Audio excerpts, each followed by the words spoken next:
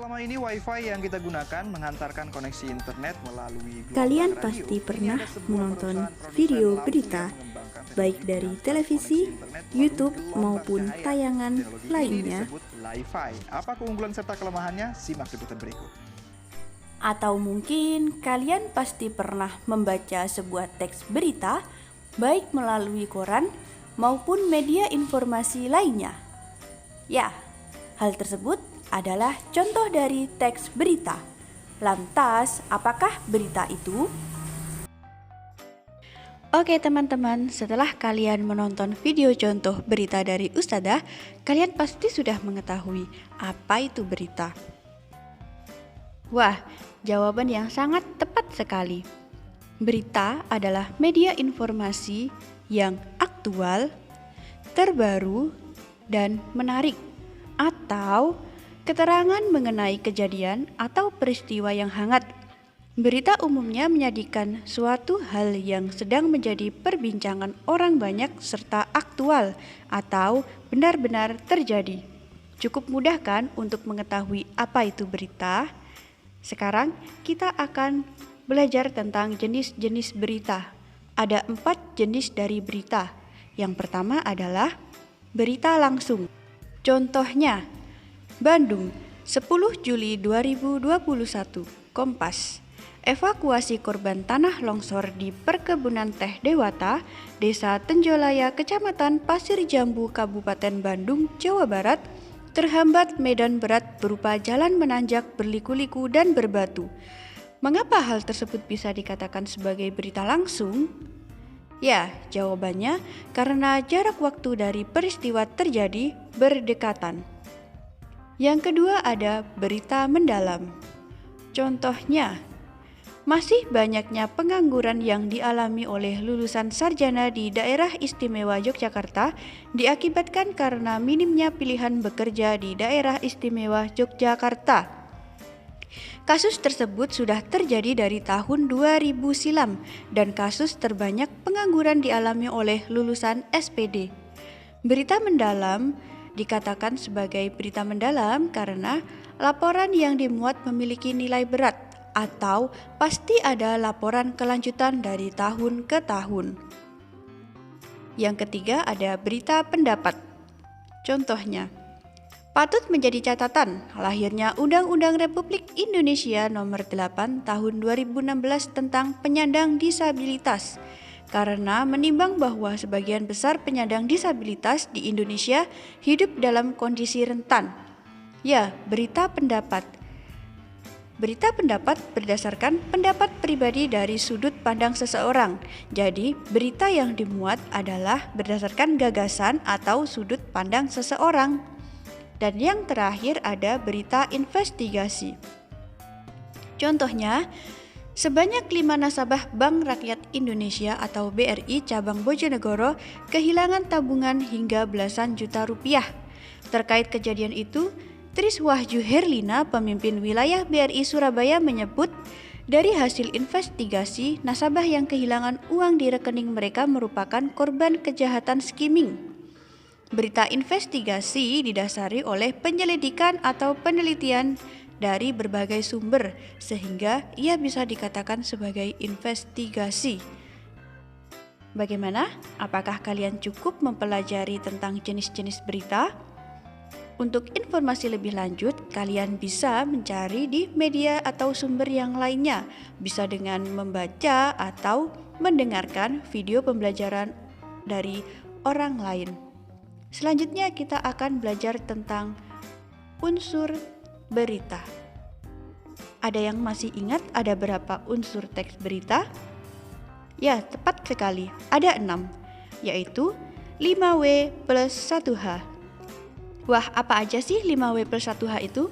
Yang pertama adalah what, artinya apa, atau apa yang sedang terjadi. Yang kedua adalah when, artinya kapan, atau kapan hal tersebut terjadi.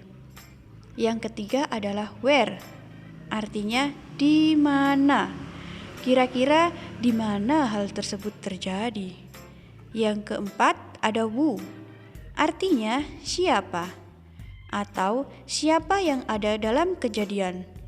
Yang kelima ada why, mengapa.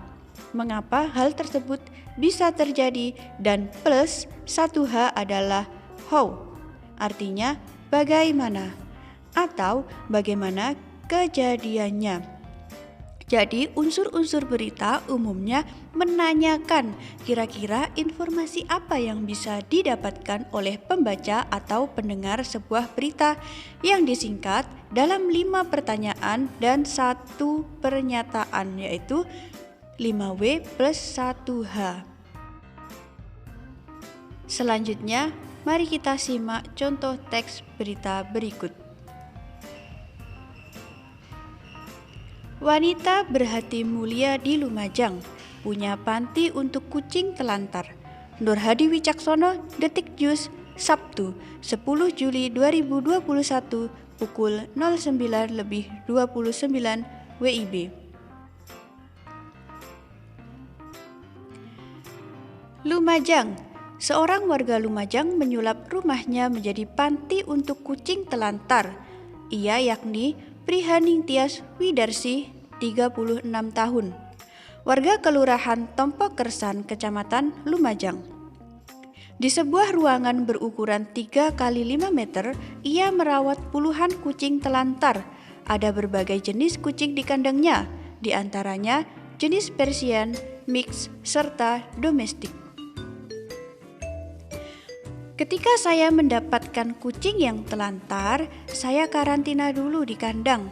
Setelah itu, kalau kondisinya memungkinkan untuk saya mandikan, ya saya mandikan. Dan saya rawat lukanya. Bahkan ada yang harus dibawa ke dokter hewan, ujar Prihaning Tias kepada Detikcom pada hari Sabtu, tanggal 10 bulan Juli 2021. Layaknya anggota keluarga, kucing ini diberi makan dan minum setiap hari, serta dimandikan dengan air hangat. Setiap hari, wanita yang berjualan make up dan kuliner ini menghabiskan 2 kg pakan kucing. Panti kucing ini sudah ia dirikan sejak tahun 2012. Ia sudah merawat sekitar 200 kucing telantar. Prihaning Tias mendirikan panti kucing sebagai bentuk keprihatinannya terhadap kucing yang menjadi korban kekerasan dari manusia hingga ditelantarkan jauh dari sumber makanan. Oke teman-teman, silakan kalian baca dan perhatikan teks berikut secara seksama, kemudian kita akan menganalisisnya berdasarkan 5W plus 1H. Oke, yang pertama adalah apa? Apa yang sedang terjadi? Pastinya berdirinya panti asuhan khusus untuk kucing. Yang kedua, di mana hal tersebut terjadi? Di Kelurahan Tompo Kersan, Kecamatan Lumajang. Yang ketiga, kapan hal tersebut terjadi? Ya, panti asuhan khusus untuk kucing sudah didirikan sejak tahun 2012.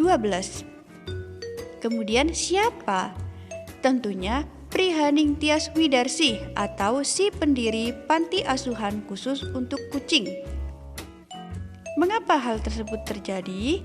Karena Prihaning Tias melakukan hal tersebut sebagai bentuk keprihatinannya terhadap kucing yang menjadi korban kekerasan dari manusia hingga ditelantarkan jauh dari sumber makanan.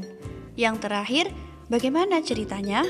Ya, Prihaning Tias mendirikan panti untuk kucing sebagai bentuk keprihatinannya terhadap kucing yang telantar. Ia sudah mendirikan panti asuhan khusus untuk kucing sejak tahun 2012 dan sudah merawat sekitar 200 ekor kucing. Ini adalah cara menganalisis 5W plus 1H dalam sebuah teks berita.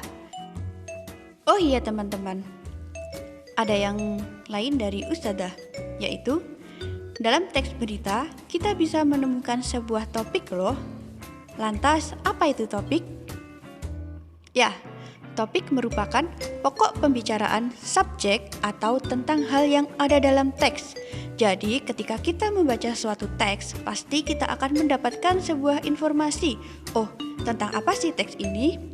Nah, dalam teks berita yang sudah Ustazah sajikan, Ustazah menemukan satu topik, yaitu panti asuhan untuk kucing yang telantar. Apakah sepakat? Ya, pasti, karena berita tersebut menyajikan tentang sebuah bangunan panti asuhan untuk kucing yang sudah dibangun oleh Prihaning Tias atau warga asal Lumajang. Oke teman-teman, itu saja penjelasan materi hari ini. Semoga bermanfaat. Dan silahkan menyelesaikan tantangan dengan mengerjakan Google Forms untuk penilaian pekan 1. Google Forms sudah Ustazah sediakan di redaksi yang ada di WA kalian. Itu saja dari Ustazah, sampai jumpa dan terima kasih.